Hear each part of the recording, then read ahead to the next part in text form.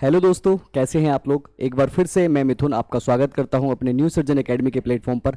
हम लोग बात करते हैं आज नए टॉपिक को लेकर। जैसे कि आपको पता है हमारी एक सीरीज चल रही है जिसमें मैं ज्योग्राफी के बहुत इंपॉर्टेंट जो टॉपिक हैं उनको वन बाई वन आपके सामने लेकर आ रहा हूं और वो कॉन्सेप्ट लेके आ रहा हूं जिससे एग्जाम में क्वेश्चन बार बार पूछे जाते हैं। तो वैसे ही टॉपिक के साथ आज मैं आपके सामने प्रेजेंट हुआ हूं। उम्मीद है कि आपको मेरा पहला जो हमने वीडियो बनाया था, जो हमारा वीडियो आपका जो वायुमंडल की संरचना या फिर जो एटमॉस्फेयर का जो कंपोजिशन था उसके ऊपर हम लोगों ने पहली वीडियो बनाई थी, तो वो वीडियो आपको पसंद आई होगी, आपने लाइक किया, आपने बहुत अच्छे से प्यार दिया। वैसे ही इस कड़ी को आगे कर चलाते हुए मैं आज आपको भूकंप या अर्थक्वेक, जो आपके बहुत इंपॉर्टेंट टॉपिकों में से एक होता है, उसको लेकर आया हूं।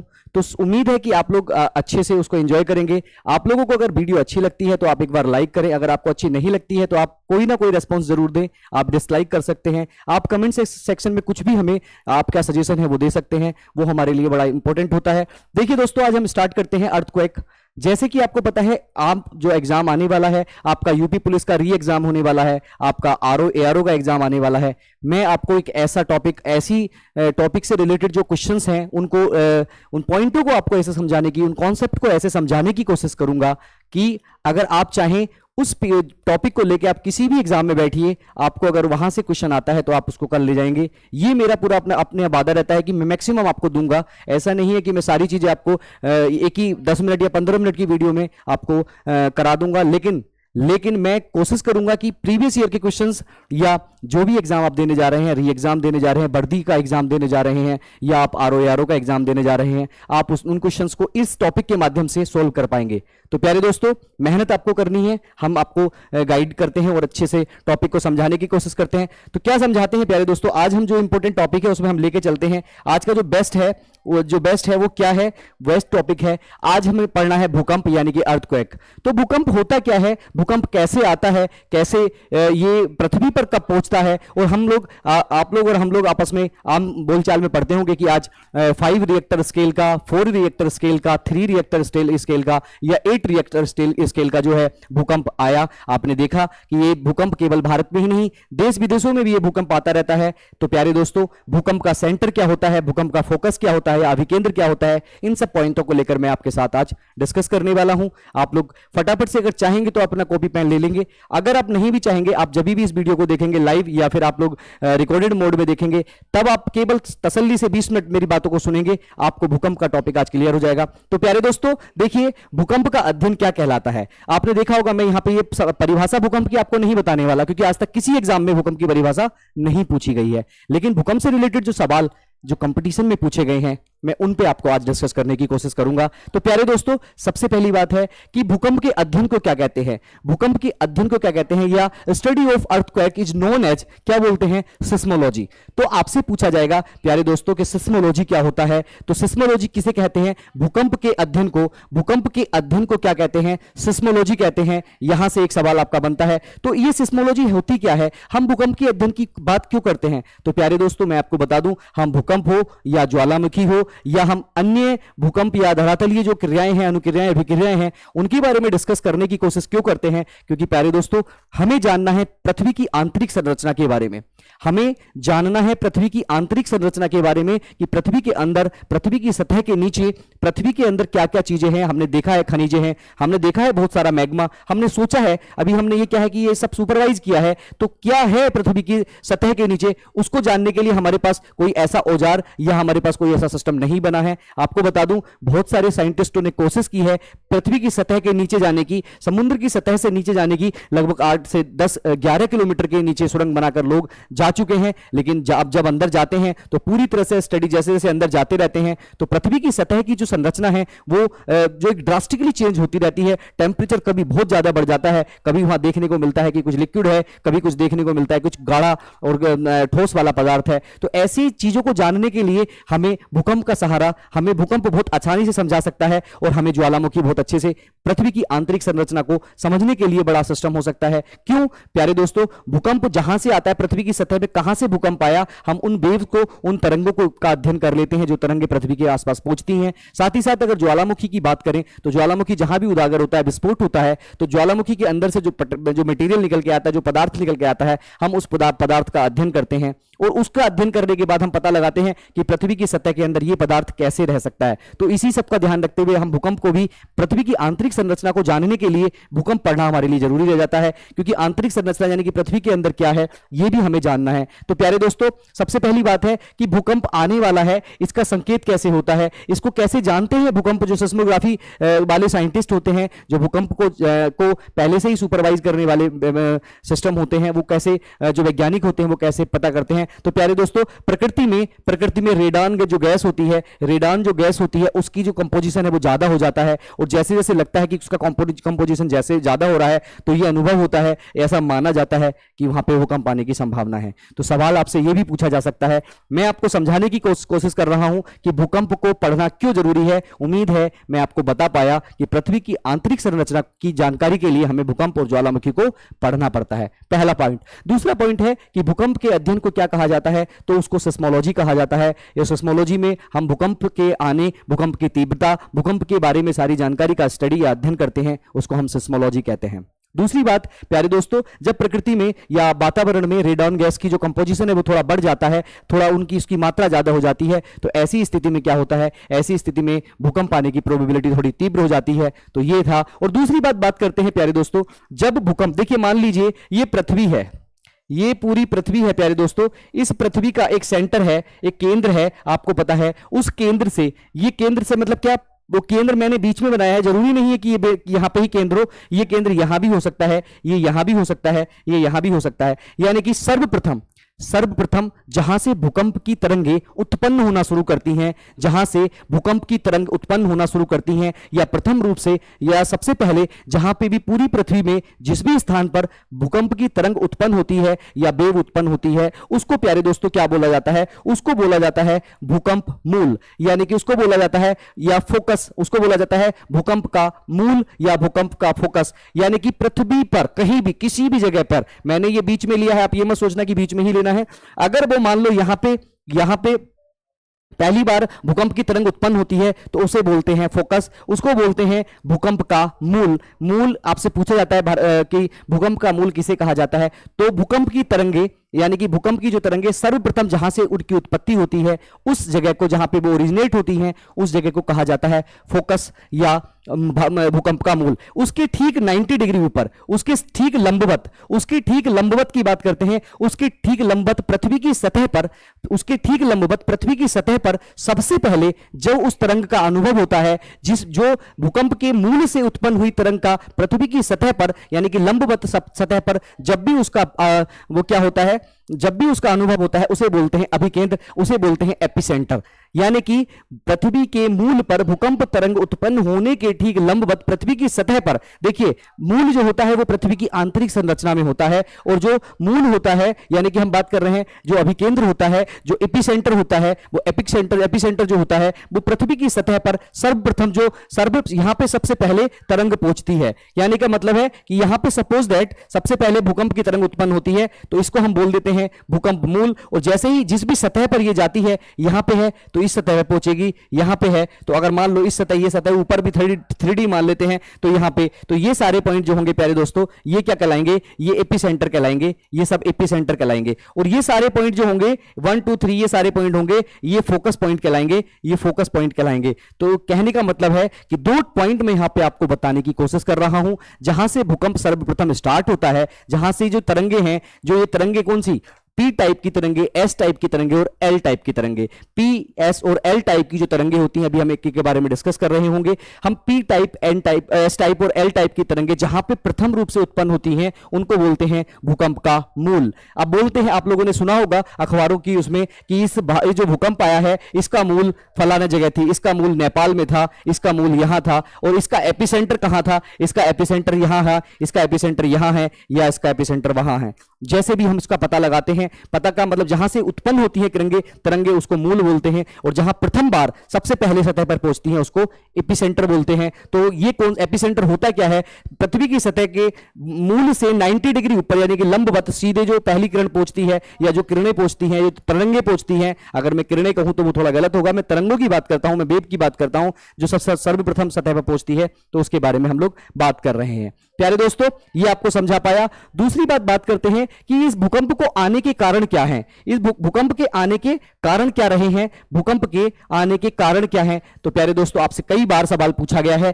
कि भूकंप के कारण क्या हो सकते हैं, भूकंप क्यों आता है। तो हमने बताने की कोशिश की है कि भूकंप आने के दो कारण मेजर होते हैं। पहला कारण, भूकंप के आने का पहला कारण जो होता है, वो पहला कारण होता है प्राकृतिक कारण। प्राकृतिक का मतलब होता है जो नेचुरल जो कारण होता है। वो कारण क्या होता है, सबसे पहले भ्रंश, यानी कि कोई भी जो पृथ्वी का एक भाग है सतह से नीचे धंस जाए अचानक, तो भी एक तरह से हलचल सी हो सकती है। दूसरे नंबर पे क्या है, दूसरे नंबर पे प्यारे दोस्तों, पहले पे भ्रंश, दूसरे नंबर पे है ज्वालामुखी। अचानक से कहीं पे ज्वालामुखी का उजागर हो जाए, फूट जाए, तो ज्वालामुखी प्राकृतिक कारण है। दूसरा है कि गैसों का फैलाव, अचानक से गैस बहुत तेज से एक्सपेंड कर जाए, बहुत तेज से फैलाव आ जाए, जिससे कि हमारी जो पृथ्वी पर आकृतियां हैं, जो स्थल आकृति हैं, उनमें कंपन उत्पन्न हो जाए, तो ऐसा भी। उसके बाद है प्लेट टेक्टोनिक। प्लेट टेक्टोनिक का मतलब होता है प्लेट विवर्तनिकी, यानी कि जो हमारी प्लेटें हैं, आपको पता है पूरा भारत जो पृथ्वी है वो बड़ी बड़ी 7 और छोटी छोटी बहुत सारी प्लेटों से मिलकर बना है। अगर एक प्लेट दूसरे प्लेट से टकराती है, अगर एक प्लेट दूसरे प्लेट से टकराती है, तो जब प्लेट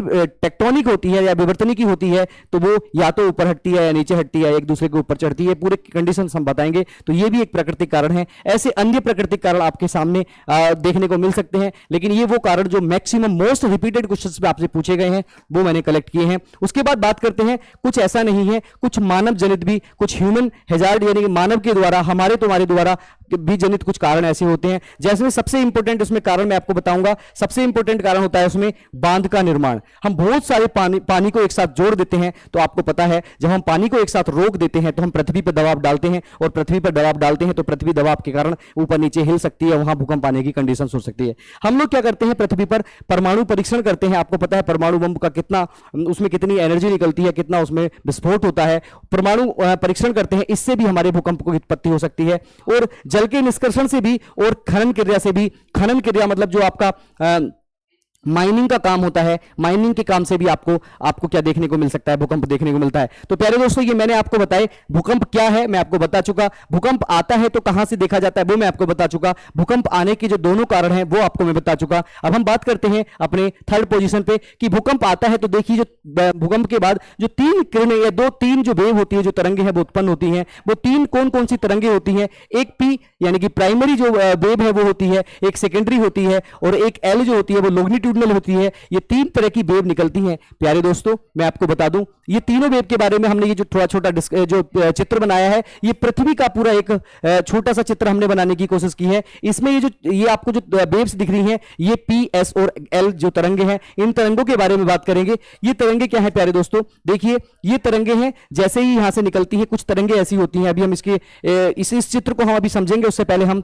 समझते हैं पी तरंग क्या होती है, क्योंकि 3 प्रकार की वेव निकलती है। जब आपको पी, एस और जब एल तरंगों का पता चलेगा, तो आप इस चित्र को, जो ये चित्र है, जो आपका फिगर है, इसको बहुत अच्छे से समझ पाएंगे। इससे पहले आपको जानना होगा कि पी तरंग क्या होती है। तो पी तरंग की, देखिए, ये सबसे पहले उत्पन्न होती है। सबसे पहले अगर भूकंप कहीं आता है, तो सबसे पहले जो उत्पन्न होने वाली तरंग है वो है पी तरंग। ये सबसे पहले उत्पन्न होती है। उसके बाद बात करते हैं प्यारे दोस्तों, इसकी गति सबसे तेज होती है, ये गति में सबसे तेज होती है, तीव्रता इसकी सबसे तेज होती है। दूसरे नंबर पर बात करते हैं हम लोग प्रकृति कैसी होती है, इसका नेचर कैसा होता है। ये अनुदैर्ध्य होती है। अनुदैर्ध्य का मतलब होता है, यानी कि जो ध्वनि की तरंग है, जैसे लाइट की वेव है, जैसे साउंड की वेव है, यानी ध्वनि तरंग की तरह ये बिहेव करती है। तो आपसे सवाल यही पूछा जाता है कि पी तरंग किस तरंग की तरह बिहेव करती है। ऑप्शन में दे देते हैं अनुप्रस्थ, ऑप्शन में दे देते हैं अनुदैर्ध्य, ऑप्शन में दे देते हैं इलेक्ट्रिक वेव। तो आपको बताना है कि ये अनुदैर्ध्य तरंग की तरह बिहेव करती है, यानी कि ये आपकी ध्वनि तरंग की तरह बिहेव करती है। उसके बाद बात करते हैं, सबसे इंपॉर्टेंट बात जो है,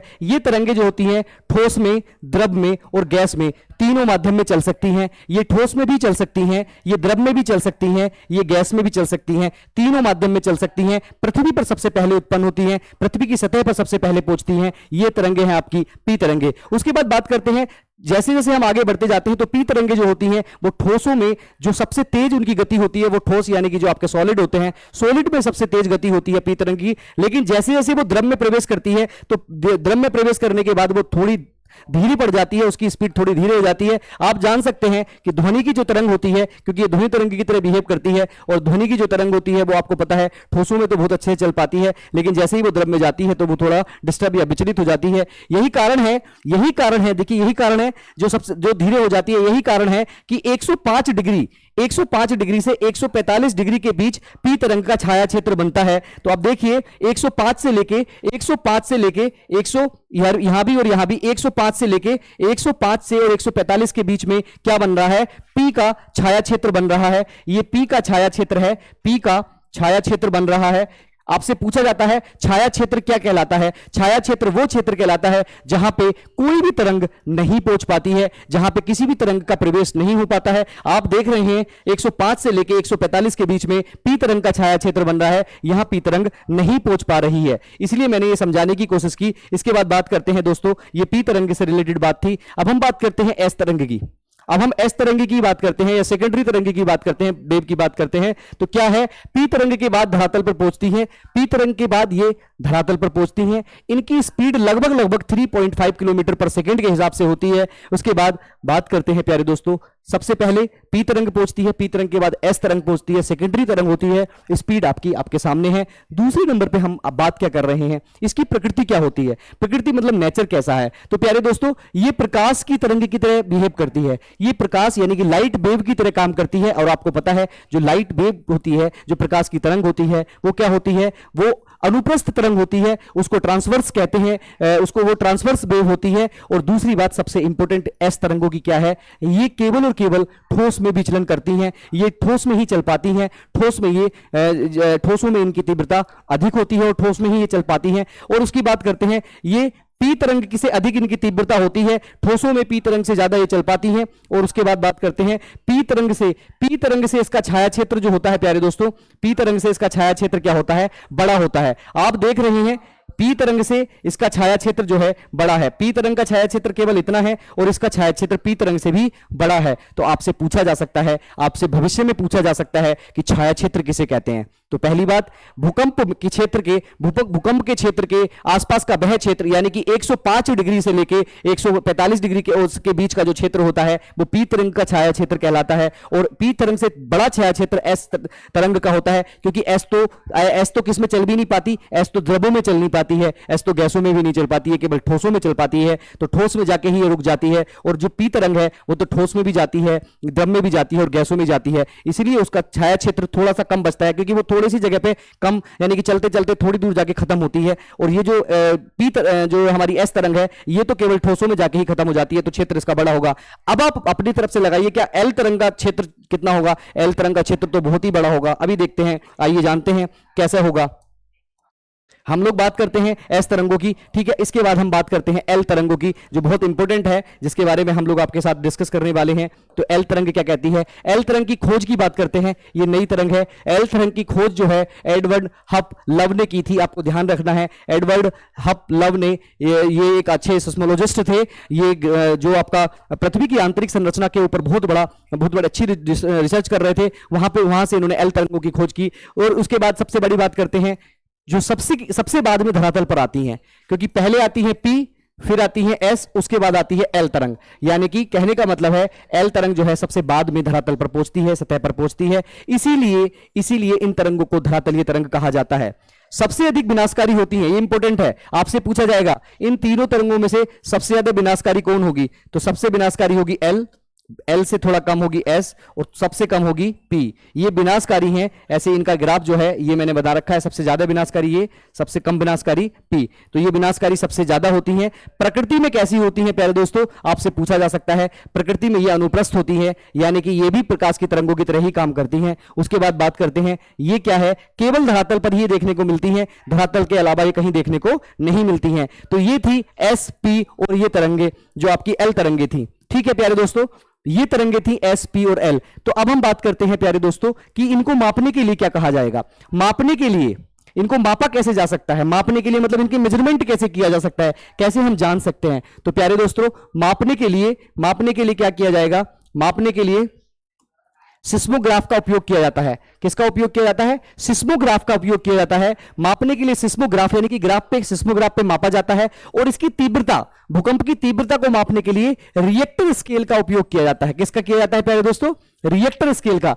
सिस्मोग्राफ पे रिएक्टर स्केल से हम लोग मापते हैं। रिएक्टर स्केल से हमें पता चलता है कि 5.2 रिएक्टर स्केल का भूकंप था, 5 का था, 10 का था, 20 का था, 25 का था, जितने का था वो हमें रिएक्टर स्केल पे पता चलता है। देखिए रिएक्टर स्केल की खोज जो है चार्ल्स रिएक्टर ने की थी, और इस रिएक्टर स्केल का कितना बड़ा फायदा है, देखिए इसका कितना बड़ा, हम लोग कैसे नापते हैं, इसमें 10 आधार अंक होते हैं 0 से 10 तक।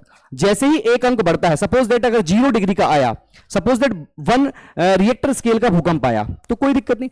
अगर 1 रिएक्टर स्केल में जितना हमारा नुकसान हुआ, जितनी हमारी हानि हुई, जितना हमारा चीजें बेकार हुई, अगर वो एक स्केल से 2 स्केल पे चला गया, 2 स्केल पे चला गया, तो समझ लो कि जितनी हानि एक रिएक्टर स्केल पे हुई थी उसके 10 गुना ज्यादा हानि आपकी होगी। कहने का मतलब है 1 पॉइंट बढ़ता है, इसका मतलब यह है कि तीव्रता उसकी 10 गुना ज्यादा बढ़ जाती है। यानी कि अगर आपको जो हानि हुई है उसके 10 गुना ज्यादा हानि होने की प्रोबेबिलिटी रहती है। ऐसा नहीं है कि 5 रिएक्टर स्केल का अगर भूकंप आया है तो उसमें जितनी हानि हुई है तो हम कहते हैं कोई बात नहीं, 5 का ही तो है, 6 का आ जाएगा।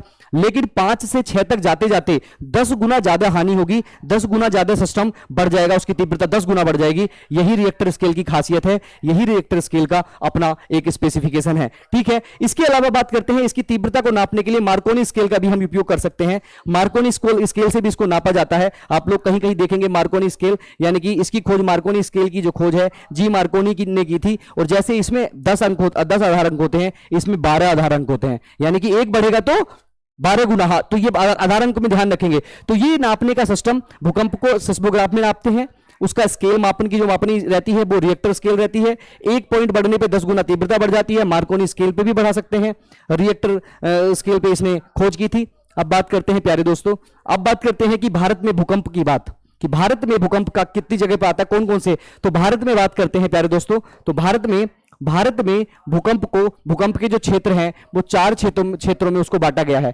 भारत में भूकंप को 4 जोनों में बांटा गया है। वो 4 जोन कौन कौन से हैं, सवाल यहां से पूछा जाता है, इसलिए हमने लेके आए हैं। देखिए सबसे पहला है जोन 5, यानी कि सबसे पहला जोन है जोन 5, जो पूरे भूकंपों के लगभग 11% जो भूकंप है वो यहीं पे आते हैं, 11% के आसपास भूकंप यहीं आते हैं। तो ये क्या होता है, अत्यधिक गंभीर तीव्रता, यानी कि सबसे बड़े, यानी कि 6 Richter scale, 7 Richter scale, 8 Richter scale, यानी कि यहां पे जो भूकंपों की प्रोबेबिलिटी है, जो उनकी तीव्रता है, जो उनके आने का क्रम है, वो जल्दी जल्दी आ सकते हैं। हो सकता है रात में एक आ गया, अगले 2 दिन में आ जाए, अगले 10 दिन में आ जाए, यानी कि ज्यादा भूकंपों की देखने को, और कैसे अत्यधिक गंभीर तीव्रता वाले देखने को मिल सकते हैं।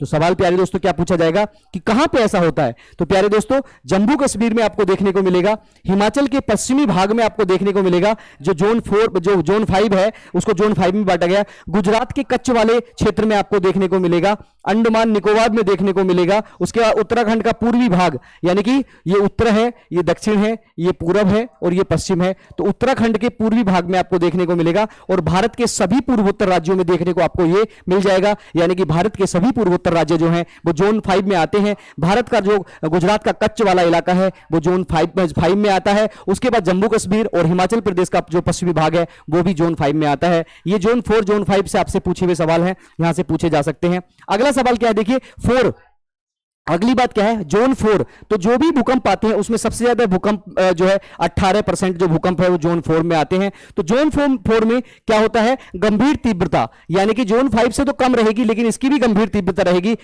इसका भी बड़ा सिस्टम रहेगा। तो क्या है गंभीर तीव्रता में, यहां कहां आते हैं, ये लद्दाख में आपको देखने को मिलते हैं, ये जम्मू कश्मीर में आपको देखने को मिलते हैं, ये हिमाचल प्रदेश में, ये उत्तराखंड में आपको देखने को मिलते हैं। और सबसे इंपॉर्टेंट जो है प्यारे दोस्तों, हमारी जो प्यारी दिल्ली है वो जोन 4 में बैठी हुई है। जोन 4 में ये दिल्ली बैठी हुई है। दिल्ली में भूकंप आने की प्रोबेबिलिटी, यानी कि लगा लीजिए आप 18% ज्यादा है बाकी के कंपैरिजन में। आप कह सकते हैं 18%, पूरे भूकंपों के 18% भूकंप आपको जोन 4 में देखने को मिलेंगे। हरियाणा का कुछ क्षेत्र पड़ जाता है, बिहार, पश्चिम बंगाल, गुजरात का कुछ क्षेत्र पड़ जाता है, महाराष्ट्र भी आता है, राजस्थान का कुछ भाग यहां पे पड़ जाता है। तो ये आपके जोन 4 है। तो आपसे पूछा जा सकता है भारत के संविधान, भारत का जो भूगोल का सिस्टम है, भारत की जो ज्योग्राफी का सिस्टम है, भारत का जो हमारा जो डिपार्टमेंट है भूकंप को देखने वाला, उस डिपार्टमेंट के हिसाब से दिल्ली को किस जोन में रखा गया है। तो दिल्ली को रखा गया है प्यारे दोस्तों, किस जोन में रखा गया है, दिल्ली को रखा गया है जोन 4 में। तो ये दिल्ली के साथ साथ हरियाणा, बिहार, पश्चिम बंगाल, गुजरात को भी रखा गया है। उसके बाद नंबर 3 पे आता है प्यारे दोस्तों जोन 3। तो जोन 3 का मतलब पूरे भूकंपों के हिसाब से 30% भूकंप यहां देखने को आपको मिल जाते हैं। देखिए मध्यम इसका जो मध्यम, इनका मतलब मध्य तीव्रता रहती है, बहुत माध्यम रहती है, नॉर्मल, पहले से कम, से कम इसकी तीव्रता रहती है। तो ये कहां देखने को मिलता है? केरला में देखने को मिलता है प्यारे दोस्तों, गोवा में देखने को मिलता है, लक्षद्वीप में देखने को मिलता है, हमारे प्यारे उत्तर प्रदेश में देखने को मिलता है। आपसे सवाल पूछा जाएगा यूपी स्पेशल का, बताइए उत्तर प्रदेश को भूकंप के किस जोन में रखा गया है? तो जोन 3 में उत्तर प्रदेश को रखा गया है, जोन 3 में उत्तर प्रदेश को रखा गया है। और उत्तर प्रदेश का कुछ भाग जो जोन 2 में भी आता है, ये मैं आपको बता दूंगा। देखिए हरियाणा को भी रखा गया है, कर्नाटक को, उड़ीसा को, आंध्र प्रदेश को, तमिलनाडु को, यानी कि ये जो है आपके जोन किसमें 3 में रखे गए हैं। और अंतिम रूप से आता है आपका जोन 2। जोन 2 यानी कि सबसे ज्यादा यहां पे भूकंप आते हैं, लेकिन छोटे मोटे भूकंप दिन रात में आते रहते हैं, जाते रहते हैं। तो ये है न्यूनतम तीव्रता वाले, न्यूनतम तीव्र, सबसे कम तीव्रता वाले जो भूकंप है वो आपके जोन 2 में रखे गए हैं। तो आप ऐसा देखेंगे जोन 2 ऐसा नहीं है अगर नंबर पहला फर्स्ट सेकंड, अगर फर्स्ट आता तो सबसे बड़ा नहीं, सेकंड आता है तो सबसे कम, और फोर्थ आता है तो फिफ्थ आता है तो सबसे ज्यादा। यहां पे थोड़ा उल्टा है, इसका ध्यान आपको रखना है, कई बार कंफ्यूजन हो जाता है। तो किसमें रखा गया जोन 2 को? राजस्थान को, उत्तर प्रदेश को, गुजरात का कुछ भाग, हरियाणा का कुछ भाग, महाराष्ट्र का कुछ भाग, उड़ीसा का कुछ भाग, आंध्र प्रदेश का कुछ भाग, तेलंगाना तमिलनाडु का कुछ भाग, कर्नाटक का कुछ भाग। तो ये है आपके जोन जो है जहां पे भूकंप आने की प्रोबेबिलिटी ज्यादा रही है। तो प्यारे दोस्तों अब हम बात करते हैं भारतीय राष्ट्रीय भूकंप केंद्र जो है वो केंद्र सरकार की एक नोडल एजेंसी है जो 150 के आसपास इसके सेंटर हैं और जो 24/7 इसकी निगरानी करते हैं, ऐसा हमें बताया गया है। प्यारे दोस्तों तो ये आपका आज का जो छोटा सा टॉपिक था भूकंप, जो भारत में भूकंप आने की प्रोबेबिलिटी मैंने बताई। तो ऐसे ही अलग क्षेत्र भी हैं, ऐसे ही दबाव के कुछ क्षेत्र हैं, जैसे हिमालय की तलहटी वाला क्षेत्र, वहां भूकंप, या हिमालय के ऊपर वाला क्षेत्र जहां दबाव ज्यादा पृथ्वी पे पड़ेगा वहां भूकंप आने की प्रोबेबिलिटी ज्यादा रहेगी। आप देख सकते हैं ऐसे ही ज्वालामुखी का भी सिस्टम हम अपने आगे वाले लेक्चर में लेके आएंगे। तो आज का जो लेक्चर है, आज का जो छोटा सा टॉपिक था भूकंप, उम्मीद है कि इस भूकंप से रिलेटेड सवाल हैं वो आपको मैं समझा पाया हूंगा। और आज की जो वीडियो को हम यहीं पे खत्म करते हैं। Thank you, all the best. आपको वीडियो अच्छी लगी हो तो उसको लाइक जरूर करना, अगर अच्छी नहीं लगी हो तो आप उसको डिसलाइक जरूर करना, ताकि हम अगली वीडियो में थोड़ी ज्यादा मेहनत करके आप लोगों तक वो सारे क्वेश्चंस पहुंचाने की कोशिश करें, वो सारे कॉन्सेप्ट जो आपको चाहिए। ठीक है प्यारे दोस्तों, आपको बहुत सारी शुभकामनाओं के साथ मैं अपनी वीडियो को खत्म करता हूं। Thank you.